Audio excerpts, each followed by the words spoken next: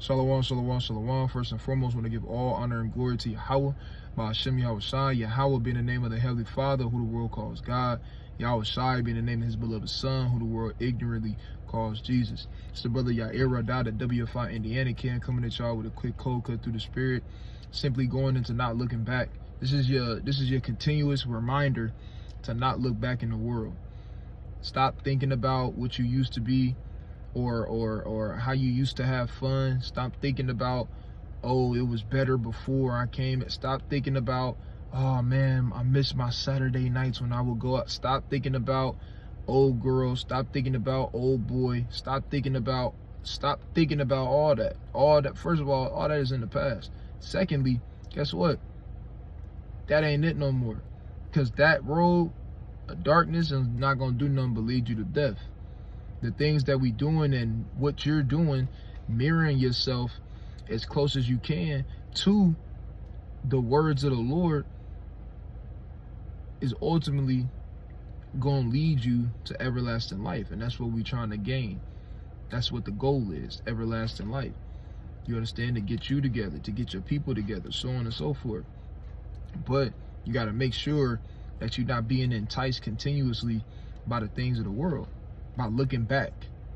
The more you look back, the more attempts this world, has at you to be able to flutter her eyes at you, right? And when I'm speaking about her, I'm speaking about the world, speaking about this wicked kingdom, right?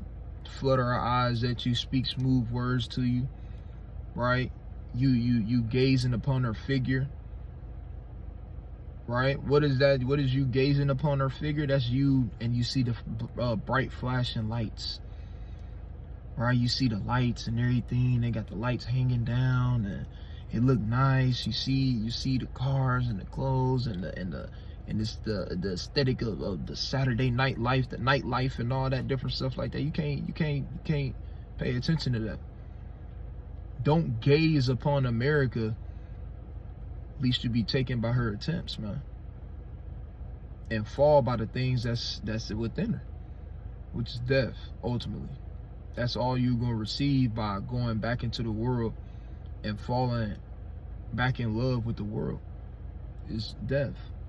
So we got to make sure, you got to make sure that, one, you staying focused and you're not looking back into the world. Don't be a case of like how, let's get this real quick in 2 Timothy. All right, this is the book of 2 Timothy chapter 4 and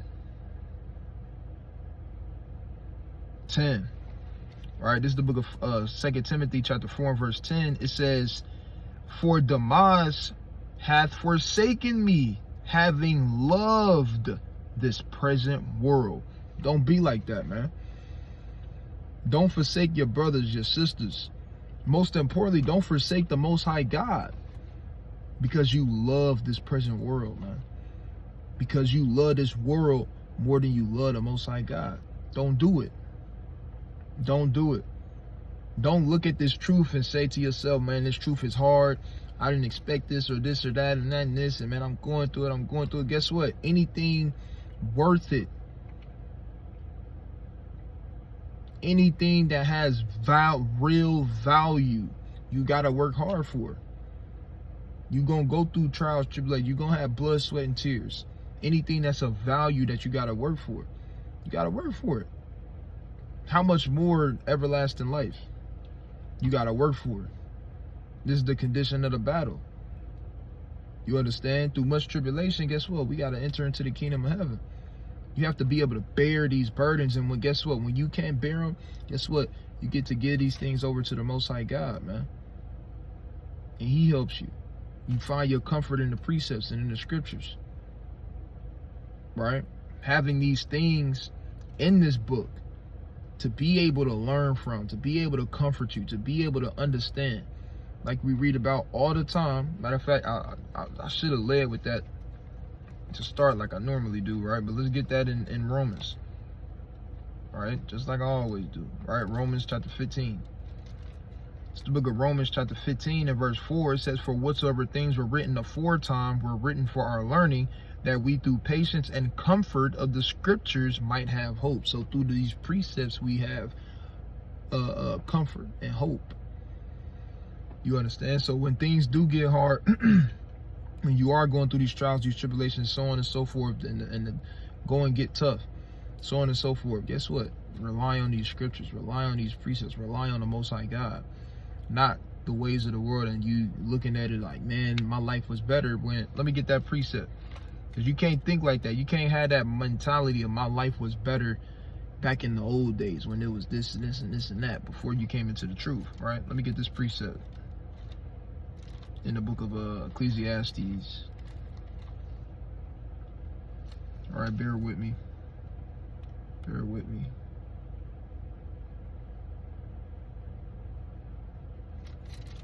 Bear with me.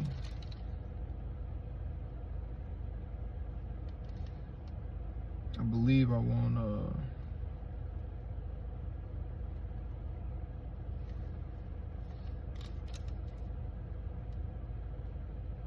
Slovakia.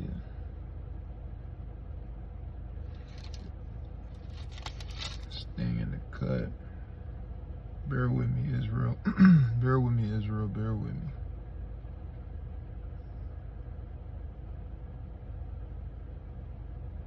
God, this is the book of, this is what I want. This is the book of Ecclesiastes chapter 7 and verse 10. It says, say not thou, what is the cause of the former days were better than these?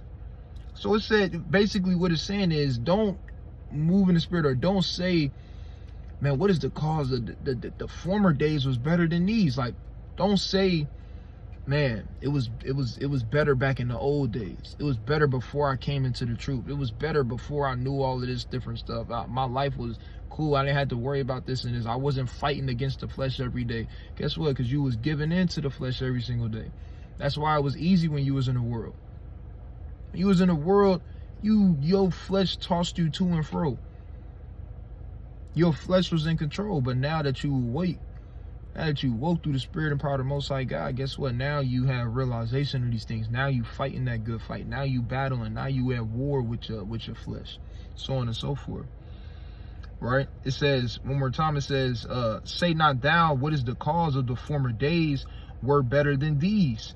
For thou doest not inquire wisely concerning this. So when you had that mentality, the Lord said, you're not inquiring wisely. That's not a wise thing to think about. It's not a wise thing to continuously, you just looking back and you meditating on it. Man, it was better back then, man. You getting damn taken with the attempts of the world. The world is tempting you and you falling. Guess what? You can't let that happen, man. You got to get back up. You got to not look back. Because like I said, it's people. Hey, you don't want to be like Damas. You don't want to be like Damas, who left for his love of the world. He left this truth. He left Paul out to, hey, when you read that in other translations, it say, for he have deserted me for the love of this present world. Hey, when you leave this truth, you desert the Most High God. You leave the Most High God hanging. And he brought you into this thing. And then you say, nah, man, I like the world better. I like what the world has to offer me better. When the Lord want to give you times 20, times 70, what the world can offer you. Imagine that. Imagine going back into the world. Back into the world. Because you feel like that is better there. When the Most High God want to give you times 70 what the world could ever offer you. And let's be real, the world really can't offer you nothing, really. Can't offer you nothing. And the things that it can offer you, hey, in righteousness, you use it, not abuse it. All right, let me get that real fast. 1 Corinthians, all right, chapter 7. It's the book of 1 Corinthians, chapter 7 and verse 31. It says, and they that use this world as not abusing it, for the fashion of this world passeth away. So we use it, you understand, in righteousness, but we don't abuse it. You understand? But with that being said, you want to really make sure that you're not looking back into the world, being enticed by the things of the world to the point to where now you second guessing yourself, you warring within your mind frame, and that you warring within your thoughts, going back and forth and so on and so forth. You don't want to do that. Like you read about in the book of Sirach chapter 9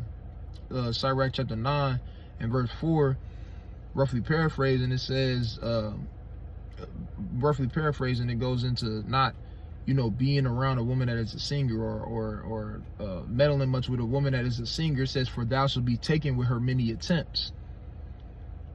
And that's how you got to look at it when it comes to looking back into the world. You understand?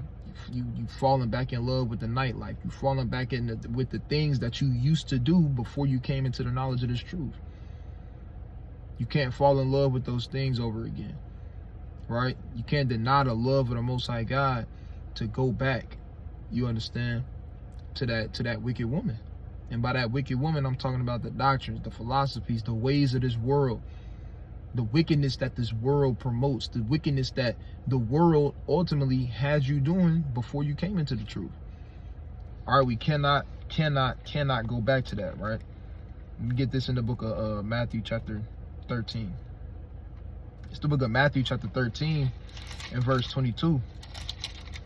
And it reads, he also that receives seed among the thorns is he that heareth the word and he that heareth the word, and the care of this world and the deceitfulness of riches choke the word, and he becometh unfruitful. You see that? So don't be that seed that got cast among the thorns.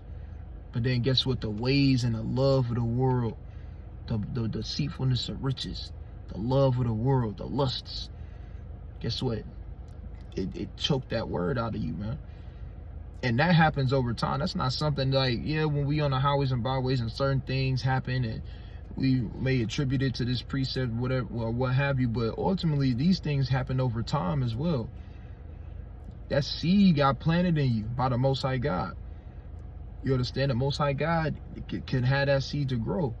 And then the ways of this world, which are the thorns, guess what? They come in and they slowly choking you out. You getting damn choked out like Tyrese off of Baby Boy. When his step pops came up on him. Came up behind him and put him into your dig. Don't let the world do that to you, man. You can't let the world do that to you. Don't think just because you've been in this truth for a while or you got some years under your belt or whatever the case may be. Don't think that those thorns can't come for you. It's not just talking about people that just hear the word for the first time, but then they kind of walk away because they want to indulge in the things of the world. Nah, that could be talking about you as well, man. You got to cut those thorns down. Don't let those thorns rise up upon you and choke you out and bring you back into the world, man. Right? So Lord willing, brothers and sisters, edify. Remember, this is just a reminder, a continuous reminder, man, to not look back. We're going to always do these different things, always say these different things over and over and over again, because our people need to hear it over and over and over again. All right, so Lord willing, brothers and sisters, edified. Kwam Yasha Allah. Shalom.